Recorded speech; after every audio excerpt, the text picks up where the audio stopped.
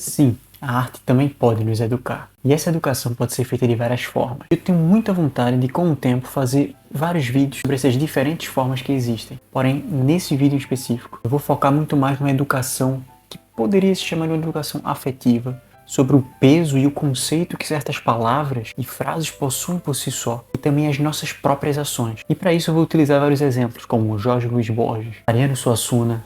Vou trazer à tona também exemplos de escultura, como o de Giovanni Strazza, e também de Duchamp, o urinol, e falar um pouquinho, muito rapidamente, sobre o dadaísmo. Isso já vai ficar mais para metade do vídeo em diante, e vai desembocar numa sugestão de leitura de alguns poemas, e eu vou chegar a comentar uma partezinha de um poema específico que eu sou apaixonado, que foi feito durante a Primeira Guerra Mundial. E tudo isso justamente para dizer que nós podemos sim aprender coisas com a arte, podemos nos educar. Então vem cá pra gente pensar um pouco sobre isso.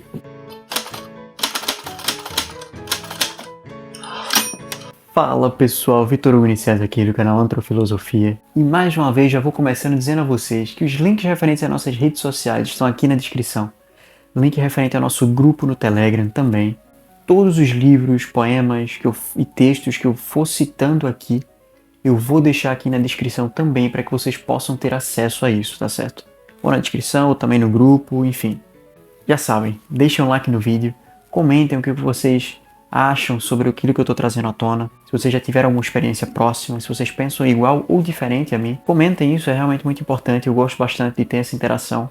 E compartilhe com os amigos de vocês que precisam conhecer o canal, precisam assistir esse vídeo, tá certo? Então, sem mais delongas, vamos para o vídeo. Alguém me pediu nos stories no Instagram para falar sobre educação e poesia. Então eu decidi justamente, ao invés de falar especificamente da poesia, trazer um olhar macro em relação à arte e à educação. E nesse primeiro vídeo, fazermos nos conscientizar dos conceitos existentes por trás das palavras ou por trás das nossas próprias ações, que existem certos conceitos que precisam ser lembrados. E por isso que eu já quero começar logo com Borges, porque tem um livro que eu sou apaixonado, é um livro muito simples, e assim, eu aconselho para qualquer um ler que tem interesse em entender um pouco mais sobre poema, mas também sobre a poesia na arte em si, porque muita coisa que ele fala, você consegue levar para outras áreas. Foi uma palestra que ele fez, chamado Esse Ofício do Verso. Vocês sabem, o link está aqui na descrição. E acho que em Portugal ficou conhecido como Este Ofício do Poeta. Acho que ficou assim a tradução.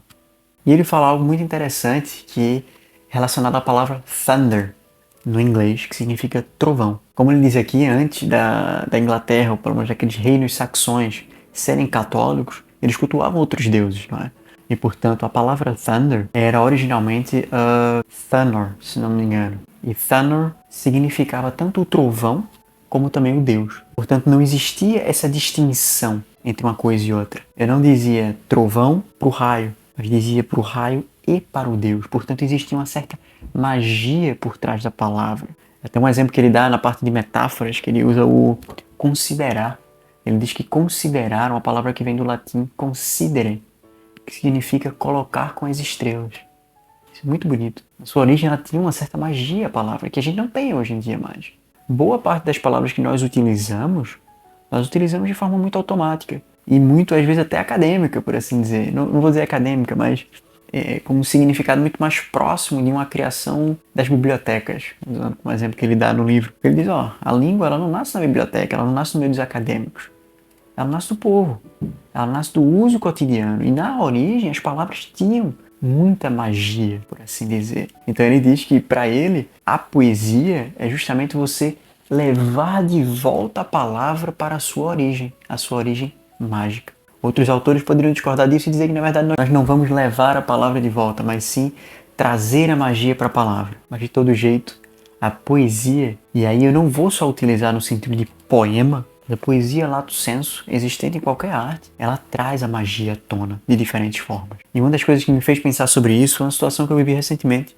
Estava trabalhando numa loja e chegou um rapaz que troca sempre, um senhor na verdade, que troca sempre moeda. Ele pede na rua e troca moedas comigo. Eu não conhecia ele, não sabia muito a história dele, mas sempre conversava com ele. E ele me disse que, na verdade, ele não era morador de rua. Ele trabalhava, tinha um trabalho estável, etc. Ele fala 3 ou 4 línguas. E pelo que eu entendi, ele é formado também. Antes da pandemia, ele contraiu uma doença que ninguém sabia o que era. Suspeitavam de ser uma doença contagiosa. Ele foi afastado do trabalho. Quando ele foi voltar, veio a pandemia. Ele não pôde mais trabalhar. Durante a pandemia, ele foi jogado na rua. e estava pedindo esmola na rua. E ele chegou nesse dia dizendo, nossa, às vezes eu só peço para que a minha vida passe rápido bastante. E eu, na hora que ele falou isso, você se impacta, não é? E ele começou a me explicar a história, e eu percebi que, dentre todos os problemas que ele passava, ele se sentia humilhado. Ele se sentia que ele estava se humilhando todos os dias. Ele já tinha conquistado muitas coisas na vida, perdeu tudo e estava ali, se humilhando por cêntimos, por centavos, pedindo dinheiro e sendo ignorado pelas pessoas o tempo inteiro. E 1 hora depois de eu falar com ele, uma amiga me mandou uma mensagem reclamando de algo que ela tinha toda a razão de reclamar, tá? E ela usou a palavra, eu sinto que eu estou me humilhando. E eu lembrei dele. Cara, será que ela está realmente se humilhando? A situação que ela está passando é uma situação realmente difícil e é uma forma de humilhação, queira ou não. Mas, a partir daquele momento, conversei com aquele senhor, a palavra humilhar, ela ganhou um novo significado para mim. E eu não consigo mais dizer que eu me humilho, que eu estou me humilhando de alguma forma, porque eu conheço esse senhor, porque eu sei da história dele. E aquilo é se humilhar. E você pode reparar isso através da arte. A arte pode ter essa função de ensinar determinados sentimentos, de ensinar que determinadas palavras possuem uma força e um peso maior do que a gente tem. Sabe outro exemplo? Estou morrendo de fome. Quem não usa isso? Eu cresci ouvindo minha mãe dizer, tá morrendo nada. Se você soubesse o que é morrer, você não falaria isso. Realmente, eu não sei o que é morrer de fome. Mas eu tenho certeza que no dia que eu me deparar com uma situação de uma pessoa morrendo de fome, como foi o caso daquele fotógrafo muito famoso, que tirou uma das maiores fotos, acho que ele ganhou o Pulitzer, acho que é esse o prêmio, né, para fotografia, que era de um menino, acho que era na África, morrendo literalmente de fome, aquele pássaro preto que, esqueci o nome do pássaro, que come cadáveres, né, come restos, praticamente esperando que aquele menino morresse para ele poder comer o corpo daquele menino. E o fotógrafo, ele sofreu bastante depois de ter tirado essa foto. Eu não lembro se ele chegou a se matar, mas foi uma coisa muito... Ele entrou em estado de depressão porque ele fez, poxa, eu tirei a foto perfeita e a humanidade. Tenho certeza que ele não diz, se ele ainda estiver vivo, eu realmente não lembro, que ele não diz que está morrendo de fome quando sente fome. Porque ali ele percebeu que estar morrendo de fome. E muitas pessoas conseguem sentir isso quando enxergam aquela fotografia. E se vocês não assistiram o nosso último vídeo sobre enxergar a arte, sobre como observar a arte e a vida, assistam. Ele vai servir como uma boa introdução para esse vídeo que eu estou fazendo agora, tá? Eu vou deixar ele aqui em cima para vocês. E aí a gente cai naquela coisa do uso das palavras. Eu me deparei com um vídeo recente de Ariano Suassuna, dizendo que assim, na época ele se deparou com um jornal que dizia que a banda Calypso, a antiga banda Calypso, era maravilhosa e refletia o espírito do povo brasileiro, uma coisa assim. E aí ele disse, poxa, aí na reportagem dizia, Chimbinha é um guitarrista genial. E aí ele fez, poxa, se eu gasto um adjetivo como genial para Chimbinha, o que eu vou dizer de Beethoven? Qual adjetivo que eu vou usar para Beethoven? É o que ele diz no vídeo. Realmente, se a gente parar para pensar, como é que a gente pode usar o mesmo adjetivo para ambos? Mas isso é um exemplo mais cômico que Ariano traz, mas que faz com que a gente pense. E quando ele falou esse adjetivo genial, eu me lembrei de uma escultura de Giovanni Strazza, essa daqui, que certamente você já viu, que é uma escultura feita em mármore. Isso é uma peça única, tá, gente? É uma peça única, não é uma junção de duas coisas. Ele literalmente só mármore. Ele faz um véu. Ele torna o mármore tão leve a ponto de parecer ser um véu. E você consegue enxergar o rosto que existe por trás. Isso é genial. Isso é lindo. Isso é maravilhoso. Isso é fabuloso. E algum desses adjetivos que eu gastei aqui para falar sobre essa obra, que foi feita, se não me falha a memória, na metade do século XIX, eu uso algum desses adjetivos para descrever essa escultura aqui, que não é bem uma escultura porque ela não foi feita, que é o Urinal de Duchamp. É absurdo. É absurdo. Eu sei que a comparação que eu estou fazendo aqui não é justa, ok? Porque o Urinal de Duchamp, ele foi exposto como uma forma crítica e não necessariamente como uma forma artística. Ele queria somente chocar o meio acadêmico. Basicamente isso. Eu poderia falar vários problemas aqui, e virtudes também, sendo muito sincero, porque o motivo pelo qual ele fez isso, eu ousaria dizer que é um motivo louvável, tá? Porque a gente tem que lembrar que isso foi feito durante a Primeira Guerra Mundial, ou no pós-Primeira Guerra, foi ali no início do século XX, e, portanto, a sociedade estava destruída. As pessoas estavam destruídas. E nada fazia sentido. Portanto, o dadaísmo, por assim dizer, foi um movimento sem sentido, era um movimento nonsense. Portanto, eu não gosto de chamar isso de um movimento artístico, porque ele não faz arte, não existe construção. Quando a gente fala, pelo menos, nesse estilo que é o ready-made, que é o já feito. E ele comprou isso numa loja. O Duchamp foi numa loja, comprou um urinol e somente escreveu R-Mut do lado, tem um motivo específico para isso. E pronto. E expôs numa coisa de acadêmicos lá, que pagava $6 para expor nos Estados Unidos. E era justamente para chocar o meio acadêmico. Ele não queria... É por isso que eu digo, às vezes as pessoas confundem acadêmico com arte. Os academicistas chatos com o fazer artístico. E a arte não tem nada a ver com acadêmico. Os acadêmicos normalmente nem sequer se aproximam da arte. Se aproximam no máximo do pedantismo, que muitos deles, não todos, mas muitos deles costumam alencar, costumam louvar. Mas falar do dadaísmo não é o motivo desse vídeo, né? Então, o motivo é justamente o uso que nós fazemos hoje em dia dessas palavras. E aí você tem essas duas obras lado a lado e você usa o mesmo adjetivo para caracterizar cada uma delas.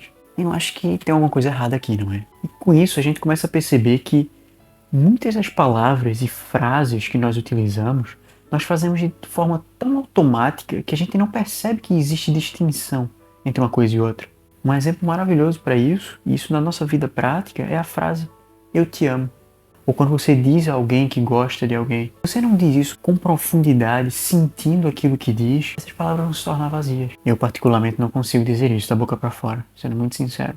E se você faz isso o tempo todo, usando essas palavras de formas vazias, isso muitas vezes até indica um vazio de si mesmo. Mas aí é uma questão de psicologia e não vou entrar nesse assunto não. Mas com isso a gente percebe que é importante ter noção das palavras e frases que nós utilizamos. É óbvio que no dia a dia a gente usa as coisas de forma automática, sem pensar nos significados. Mas quando a gente fala de sentimento e sentimento do outro, muitas vezes, é importantíssimo que exista essa educação afetiva. Que a gente saiba ter essa empatia pelo outro. Não apenas falar de coisas importantes como se não fossem nada. E também não ter ações sem significados. Isso me faz lembrar muito de 2 poemas que eu sou apaixonado, que mexeram muito comigo. Um deles eu já falei aqui, que foi The Hollow Man, de T.S. Eliot, e o outro é o próprio Bernard Norton, que me fizeram sentir sentimentos que eu nunca senti na minha vida. E enquanto eu lia e compreendia aquilo, eu pensava, nossa, eu não quero nunca ter que passar por isso. Eu não quero nunca ser uma pessoa assim. Eu não quero nunca sentir isso na pele. Isso acaba também me fazendo lembrar de um poema e que também foi feito durante a Primeira Guerra Mundial e, portanto, você começa a pensar que o que se passava naquela altura não era uma desculpa para Duchamp fazer uma coisa dessa, que é um poema chamado Dulce et decorum est. Eu já falei brevemente sobre ele aqui num dos vídeos, acho que foi na Industrialização da Arte, mas não tenho certeza. É um poema que fala sobre a emboscada que um grupo de soldados sofreu. Eu não vou ler o poema aqui, até porque eu não conheço nenhuma tradução boa, mas eu vou ler só um trecho. O trecho final, a última estrofe, que ele descreve, durante todo o poema, o cenário de guerra. E você sente como se você estivesse na guerra, fatigado, cheio de sangue, andando pela lama. E no último estrofe ele acaba estabelecendo uma crítica sobre exatamente o quão a guerra é horrível. Dulce et decorum est pro patria mori. Doce é morrer pela pátria. Então, eu vou ler aqui pelo menos uma parte do que eu traduzi ao pé da letra, tá? A tradução não tá uma tradução realmente voltada pro poema em si, é somente para vocês terem um pouco de noção do que eu tô falando. E ele diz justamente que alguém lança um gás e todos colocam a máscara antigás e de repente ele percebe que alguém não conseguiu colocar a máscara. E essa pessoa, ela tá se estribuchando no chão. Você consegue enxergar a cena. A fanopeia nisso aqui é maravilhosa. E nessa última estrofe ele diz justamente: e se num sonho sufocante você pudesse passar por detrás da carroça em que nós o arremessamos e visse os olhos brancos estrangulando seu rosto, rosto enforcado, feito um diabo cansado de pecar, se pudesse ouvir, em cada palavra, o sangue gargarejando dos pulmões em espumas, obscenas feito câncer, amargas feito ruminar o vil, meu amigo, você não diria com tanta eloquência, para as crianças sedentas por glória a velha mentira: Dulce et decorum est, pro patria mori. Portanto, você pega um poema desse, ele te faz sentir na pele o horror da guerra. Ele te faz sentir na pele como não é necessário existir guerra. E ele não precisa vulgarizar isso. Feito Duchamp fez. E essa é a minha maior crítica ao dadaísmo de modo geral, é essa vulgarização de certas coisas. E eu entendo o motivo pelo qual aquilo foi feito, mas não acho que seja a melhor forma. Acho que seja uma forma muito egoísta e até preguiçosa.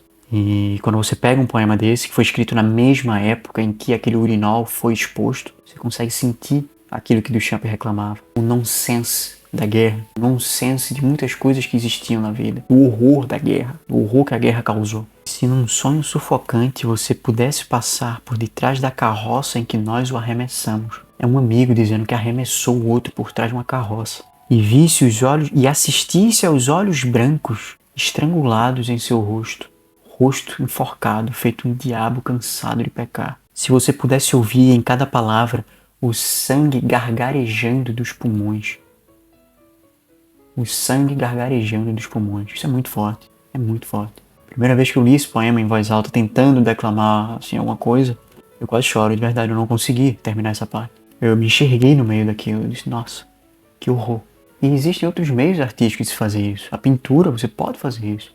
No outro vídeo que eu citei aqui já, o último vídeo que a gente fez, eu dei exemplo, eu falei sobre algumas pinturas de Van Gogh, da Vênus, principalmente Van Gogh, que pinta um céu azul, um galho seco, umas flores saindo, mas ele não está pintando só um galho seco, as flores e um céu azul. Ele está pintando muito mais.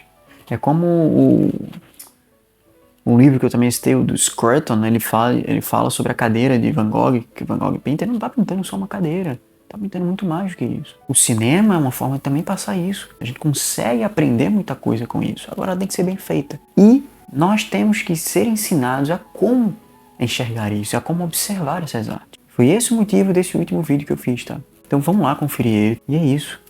Esse foi mais um vídeo. Eu espero realmente que vocês tenham gostado. Eu particularmente gostei muito de ter me preparado para fazer esse vídeo. É um assunto que eu gosto bastante. E eu peço que vocês deixem um like, comentem e, como é óbvio, compartilhem com seus amigos. O máximo que puderem, é importantíssimo. Se ainda não segue o canal, sigam o canal. E como vocês já sabem, vejo vocês no próximo vídeo. Valeu!